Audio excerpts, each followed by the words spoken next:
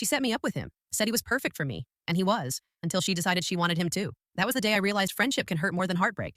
If someone had told me a year ago that my best friend would be the one to break my heart, I would have laughed. Because if there was one person I trusted more than anyone, it was Aisha. We'd been inseparable since college. Same hostel, same dreams, same crazy late-night conversations. She was loud, funny, a little dramatic, but she had this warm energy that made everyone love her instantly. I was the opposite. Quiet, reserved, always the listener. Maybe that's why we worked so well. She talked, I listened, she dreamed, I planned. And somehow that balance made us perfect. It all started one Friday evening when we were sitting in our favorite cafe, the one with the fairy lights and overpriced coffee. She looked up from her phone and grinned. "Ria, I found someone for you." I laughed, almost choking on my latte. "Someone for me? What does that even mean?" She pushed her phone toward me, showing me a guy's Instagram. "This is Arav," she said. "He's in my dance class. He's sweet, funny, and single. You two would so click." I looked at his profile. Tall, athletic, a goofy smile that looked like it could melt hearts. I rolled my eyes. "You're such a matchmaker, Aisha." She smirked. "Come on, Ria. You've been single forever. Trust me, you need some excitement." I remember how easily I said yes. Maybe it was her excitement. Maybe it was my curiosity. But part of me just didn't want to say no to her. She was too happy planning it, like it was her personal mission to make me fall in love. The first time Arav and I met, it wasn't even a date. It was a group hangout. Aisha insisted on joining us to make it less awkward. We met at the beach, all three of us laughing, sharing fries, and teasing each other about the stupidest things. And honestly, Arav was amazing. He was charming, kind, and incredibly easy to talk to. He asked about my favorite books, remembered small details, and actually listened. I hadn't felt that kind of attention in a long time. But what I didn't notice then, what I should have noticed, was how often Aisha's eyes lingered on him when he spoke, or how her laugh changed when he complimented her. I brushed it off because she was my best friend, and best friends don't cross those lines, right? I went home that night feeling light, happy, and hopeful. Arav texted me soon after, thanking me for the evening, and I smiled like an idiot at my phone. Meanwhile, Aisha sent me a message too. "See? Told you he's perfect for you." I had no idea that single message would be the start of something that would change everything between us. Would you trust your best friend to set you up with someone? Or would you worry it might cause tension later? A week after that beach hangout, Arav texted me again. Just a simple, "Hey, coffee tomorrow?" And my heart skipped a beat. I said yes before even thinking about it. When I told Aisha, she squealed like an excited kid. "See, I told you it would work," she said, grabbing my hands. "You have to tell me everything after the date." And for a second, I believed this was all fun, that it was pure friendship, no hidden motives, no jealousy. Our first date was magical. We met at this quiet cafe near the park. It wasn't fancy, but it felt perfect. Arav was easy to be around, the kind of person who made silence feel comfortable. We talked about movies, childhood memories, and our weirdest habits. He confessed he couldn't sleep without music. I admitted I still slept with a stuffed teddy. We laughed till my cheeks hurt. When I came home that night, Aisha was waiting with popcorn, eager for every detail. "So, did he compliment you? Did he touch your hand? Tell me everything." I told her how nice he was, how sweet he seemed, how he made me feel seen. But as I spoke, her smile faded, just a little. It was subtle, but I noticed. She quickly masked it with a laugh. "Of course he liked you," she said. "Who wouldn't?" The next few weeks were beautiful. Arav and I started meeting more often. Walks, movies, random late-night phone calls that lasted till 2 a.m. It felt effortless, real, like something I'd been missing without realizing it. But with every passing day, Aisha started acting different. She'd ask strange questions like, "So what do you even talk about for hours?" Or, "Does he ever mention me?" At first I brushed it off as curiosity, but then came the small jabs. "You sure he's serious, Ria? He's a bit too friendly with everyone." Or, "Maybe you're getting attached too fast." Her tone was always casual, but her eyes, they said something else. Then one day we all met up for a movie. The three of us, just like old times. During the show, Arav leaned over to whisper something funny, and I laughed. But Aisha looked between us with a smile that didn't reach her eyes. After the movie, when Arav offered to drop me home, she interrupted. "Oh, actually, I'll go with her." "You go ahead." Arav, that car ride was silent. Aisha stared out the window the entire time, and I didn't know what I'd done wrong. Later that night, I got a text from Arav. Did I do something to upset Aisha? She seemed off. I stared at my screen, unsure how to reply. Because deep down, I had the same question. What was happening to my best friend? If your best friend started acting jealous after setting you up with someone, would you confront them or ignore it? Over the next few days, I started noticing little things that didn't feel right. Aisha, who once used to text me every morning, had gone strangely quiet. When she did message, it was short, distant. She stopped asking about Arav, and whenever his name came up, she changed the topic like it made her uncomfortable. I told myself I was overthinking. Maybe she was just busy. But then came the whispers. One evening, during our usual group hangout, I walked in late. Everyone was already seated. Aisha, Arav, and a few of our mutual friends. The second I entered, the laughter stopped. Their eyes flickered toward me awkwardly. I smiled and took my seat beside Aisha. "What were you guys talking about?" I asked. "Oh, nothing," she said quickly, too quickly. "Just something silly," Arav said. Arav gave her a confused look but stayed quiet. I tried to brush it off, but something inside me felt tight, uneasy. That night, I couldn't sleep. I replayed everything in my head. The silence, the glances, the tension. It was as if some invisible wall had formed between me and Aisha. The next morning, I decided to talk to her. I went to her place unannounced, hoping to clear the air. She looked surprised when she opened the door. "Oh, hey, what are you doing here?" "I just wanted to hang out," I said. "Feels like it's been forever." She hesitated for a second before letting me in. Her phone was lying face down on the couch, buzzing repeatedly. She quickly grabbed it and shoved it into her pocket. I smiled. Someone's popular. Just work messages, she said, forcing a laugh. But I knew she was lying. We sat for a while talking about random things, but her energy was cold. Then, without meaning to, I mentioned Arav, and everything shifted. Her eyes hardened, her jaw tightened. You really like him, huh? She said quietly. I blinked. Yeah, I do. He's different. She nodded, her voice low. Yeah, he's different, all right. I didn't understand what she meant, but before I could ask, she stood up, saying she needed to get ready for a meeting. I left her place feeling more confused than ever. Later that night, Arav called me. He sounded frustrated. Ria, I don't know what's happening, but Aisha's been acting weird. She texted me today asking about us. What do you mean? She said she just wanted to know if I was serious about you. But her tone felt off. I froze. Why would Aisha do that? Arav continued. She even said something like, don't hurt Ria the way you hurt me. My heart dropped. What? I whispered. What does that even mean? He sighed. I don't know, but something's wrong. That night, I lay awake staring at the ceiling, my heart pounding with a single question. Was my best friend hiding something? Or was she trying to destroy everything I had? Would you trust your best friend again if you found out they were texting your partner behind your back, even if they said it was just concern? It was Arav's birthday, a night I thought would be filled with laughter, cake, and memories. Our entire friend group was invited, including Aisha, of course. Despite all the tension lately, I wanted to believe we could just go back to normal. I spent hours picking the right outfit, a soft lilac dress Arav once said he loved. I wanted to make him smile, to remind him that even through all the awkwardness, what we had was still special. When I arrived, the music was loud, lights were flashing, and everyone was dancing. Arav greeted me with that familiar warmth, the kind that made me forget my doubts. But the moment I looked past him, I saw Aisha standing near the bar, laughing, glowing, with a drink in her hand and her eyes locked on us. She didn't even say hello. I tried to ignore it, focusing on the fun. But every time I turned, she was there, watching, whispering to someone, then looking at me again. My stomach twisted. An hour later, Arav went to grab drinks and I stepped outside for some air. The night breeze felt cold against my skin, but before I could gather my thoughts, I heard voices from around the corner. It was Aisha and Arav. I froze. Aisha's voice was low but sharp. So, you really chose her? After everything we had? My heart started pounding. Arav sounded stunned. Aisha, what are you talking about? We never had anything. You were my friend. Ria's friend. She laughed bitterly. Friends? You really think I helped Ria meet you out of kindness? I thought maybe, just maybe, you'd look at me the same way you look at her. My breath caught. The world tilted. I pressed my hand against the wall to steady myself. Arav said something I couldn't catch, and then Aisha's voice broke. You were supposed to notice me, not her. I stepped back, trying not to make a sound, but a bottle near my foot rolled over the floor. They both turned. Arav's eyes widened. Aisha's face went pale. Ria? Arav whispered, taking a step toward me. Wait. But I didn't. I ran. I didn't even realize I was crying until I reached my car. My chest felt like it was being crushed from the inside. My best friend, the one I trusted more than anyone, had betrayed me.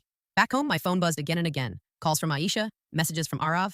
I couldn't look. I couldn't breathe. I just sat there in the dark, trembling, trying to understand how love and friendship could twist into something this painful. That night, something inside me changed. I wasn't sure if I'd ever be able to forgive either of them or myself. If you overheard your best friend confessing feelings for your partner, would you confront them immediately or walk away like Ria did?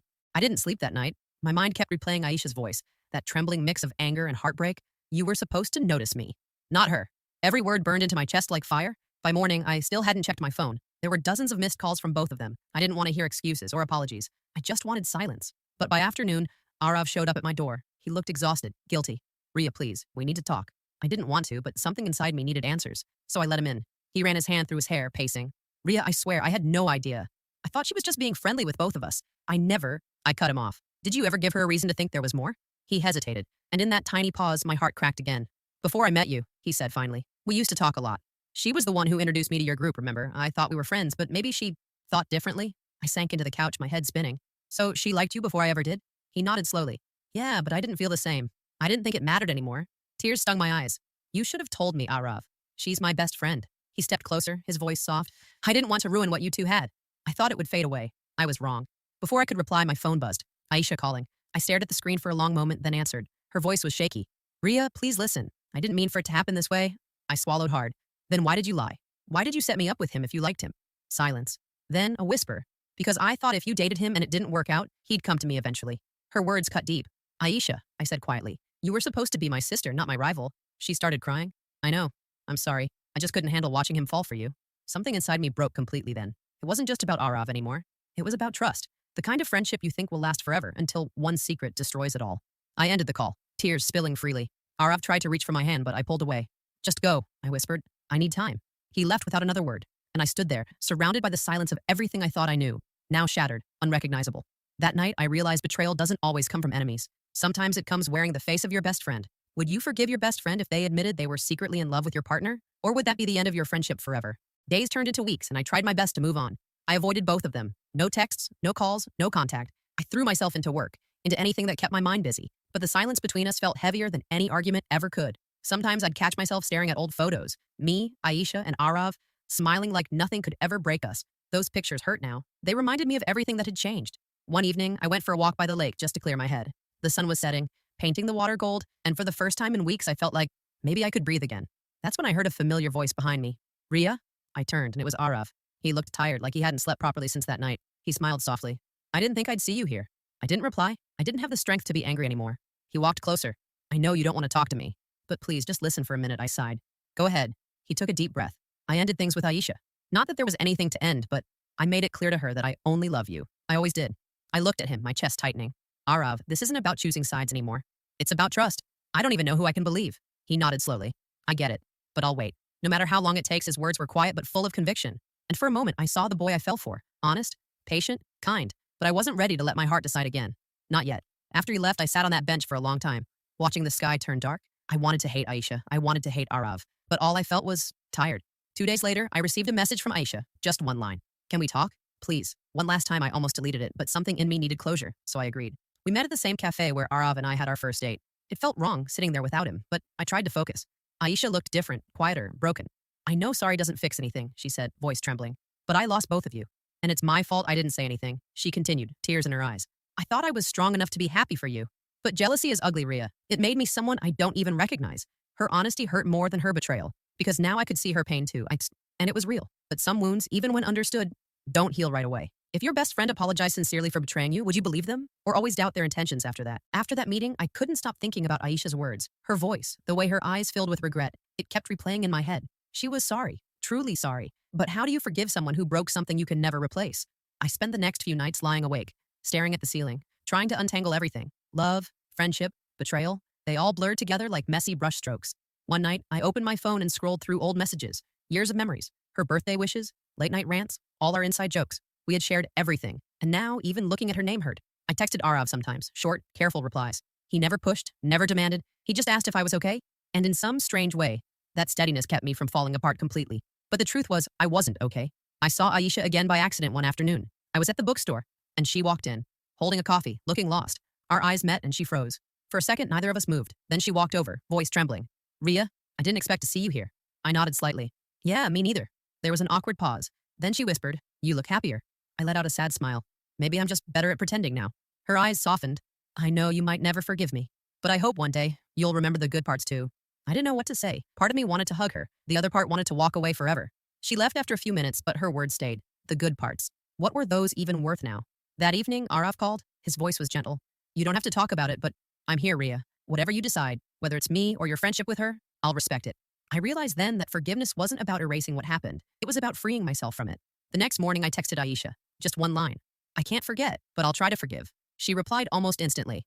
Thank you. That's more than I deserve. I didn't reply. I didn't need to. For the first time in months, my heart felt a little lighter. Not healed, not whole, but lighter. Maybe that was enough for now. Forgiveness, I realized, isn't for the other person. It's for yourself, so you can finally stop bleeding over what cut you. Do you think true forgiveness is possible after betrayal, or does it always leave a scar that never really fades? Days turned into weeks, and slowly, the ache began to soften. Forgiving Aisha didn't magically fix everything, but it stopped the constant replay of pain in my head. One evening, I was sitting by the window with a cup of chai, watching the rain when Arav called. I almost didn't pick up, but something in me said, maybe it's time. Hey, he said softly, I've missed you. I didn't answer right away. The sound of rain filled the silence between us. Then I said, you hurt me, Arav. Both of you did, but I'm tired of holding on to anger. It's exhausting. He took a deep breath. I know. I've replayed that night in my head so many times, Ria. I should have stopped it before it started. I just didn't realize how much I'd lose. I closed my eyes. You didn't just lose me, Arav. You lost the version of me that trusted without fear. There was a long pause. Then he whispered, can I earn her back? That question stayed with me long after we hung up. Can love survive betrayal? Can you rebuild something once it's been cracked open? The next day, he showed up outside my apartment. No flowers, no grand gestures, just him, standing in the rain with that nervous smile. He said, I'm not asking you to take me back today. I just want to prove that I can be better, even if all I ever get is your friendship again. Something about that sincerity broke me. Not because I still loved him, but because I finally saw how much he'd grown since everything fell apart. So I invited him in. We sat by the window, drinking chai, talking about everything and nothing. There were still unspoken things between us, but the silence wasn't heavy anymore. It was peaceful. We didn't rush into love again. Instead, we started small. Morning texts, occasional coffees, laughter that didn't feel forced. And one evening, while walking along Marine Drive, he said quietly, you know, sometimes broken things don't need to be thrown away. They can be rebuilt, slower, stronger, different. I smiled faintly, but never the same. He nodded. Maybe not, but maybe that's okay. For the first time, I didn't feel afraid of what came next. Whether we ended up together again or just as two people who learned from their mistakes, it didn't matter. What mattered was that I'd finally let go of the bitterness, and in doing so, I found peace. And maybe love after betrayal isn't about forgetting what broke you. It's about realizing that even broken hearts can still love, just with a little more caution and a lot more wisdom. Would you ever give a second chance to someone who broke your trust? Or once it's gone, is it gone forever? A month later, life felt almost normal again. Aisha and I had started talking occasionally. Small check-ins, polite smiles. It wasn't friendship, but it wasn't war anymore either. One Friday night, our old college group decided to throw a reunion party at a rooftop lounge. I almost skipped it, but something inside whispered, "You've moved on, Rhea. Go live again." So I went. The night air was cool, music soft, fairy lights glowing across the terrace. People laughed, hugged, reminisced. It felt strange, being surrounded by faces from the past but carrying so many new emotions inside me. And then I saw them. Arav was there, and beside him, Aisha. My heart skipped. They weren't together and just talking, but the sight still hit me like a sudden storm. I froze for a second, then smiled to myself. "You're fine, Rhea. You've grown." I walked over. Arav turned, surprise lighting up his eyes. "Rhea, you came." "Of course," I said with a small smile. "Why wouldn't I?" Aisha looked nervous, fiddling with her bracelet. "Hey, Rhea, you look beautiful." "Thanks," I said softly. "So do you." For a moment, silence. Then Aisha said, "I didn't know Arav was coming." "I wouldn't have," I interrupted gently. "It's okay. We're all allowed to exist in the same space now." And just like that, the tension cracked. Not into anger, but into something lighter. We laughed about old memories, stupid fights, inside jokes from college. It almost felt like forgiveness had finally settled into something real. But as the night went on, I noticed something. Arav kept looking at me, not the way he used to, but with quiet admiration. Respect? Regret? Maybe both. Later, when the crowd thinned and the music softened, he walked up to me on the edge of the terrace. The city lights shimmered below us. "Rhea," he said quietly, "thank you for coming tonight." "You didn't have to." I smiled faintly. "I did. For me, not for you." He chuckled. "You've changed." "Maybe I just stopped living for other people's comfort," I said. He looked down, then met my eyes again. "I'm proud of you, you know?" Something about that made my throat tighten. Because for all the pain, the heartbreak, the mess, we had both grown into better versions of ourselves because of it. Before I left, Aisha hugged me. It was awkward, shaky, but real. She whispered, "You deserved better than how I treated you." And for the first time, I meant it when I said, "It's okay." We both did. As I walked away into the cool night, the city lights reflecting in my tears, I realized closure isn't always dramatic. Sometimes it's just peace, softly settling where pain used to live. If you were in Rhea's place, would you attend that reunion or avoid reopening old wounds forever? The days after the reunion were quiet, but they felt lighter. For the first time in months, I didn't wake up thinking about betrayal, jealousy, or heartbreak. I woke up thinking about me, my choices, my dreams, my future. I met Arav for coffee one afternoon. We talked about everything, the past, the mistakes, the pain, and even laughed about how messy it all had been. But this time, it wasn't about rekindling what we had. It was about honesty, understanding, and respect. "You've changed me, Rhea," he said softly. "Not because of love alone, but because of your strength." I smiled, letting it sink in. We both had to grow. That's all. We hugged goodbye, long and genuine, and I felt no need to hold on. I didn't feel fear, heartbreak, or doubt, just peace. Then there was Aisha. After weeks of occasional texts, we finally met to talk properly. No tears, no shouting, just conversation. "I'm sorry, Rhea," she said, "for everything. I ruined our friendship, and I'll never forgive myself. But I hope someday you can see me as someone who once mattered." I nodded. "You do matter, Aisha. You always did. But I can't let the past control my future. I need to live for myself now." She smiled faintly. "I understand." And that was it. No dramatic reconciliations, no sudden twists, just acceptance. Walking home afterward, I realized something important. Life doesn't always give closure in fireworks or dramatic reveals. Sometimes it gives quiet, soft moments where you finally breathe again, where you can step forward without dragging the weight of pain behind you. I looked at the city skyline, bright and alive. I thought about everything I'd learned, about trust, love, forgiveness, and boundaries, and for the first time, I felt ready to start fresh. I knew I'd never forget what happened, how my best friend had betrayed me, how love had twisted and tested me, but I also knew I didn't need to carry it anymore. That night, I wrote in my journal, "I forgive, not because they deserve it, but because I deserve peace. I let go of what broke me so I can embrace what will build me. I am stronger. I am wiser. I am ready for the life I want." And as I closed the notebook, I felt something I hadn't felt in a long time. Hope. Hope that the next chapter wouldn't be defined by pain or betrayal. Hope that love, friendship, and happiness could exist again, just differently, just better. And for the first time, I truly believed it. Would you be able to forgive, let go, and start fresh after such a betrayal? Or would the scars always hold you back?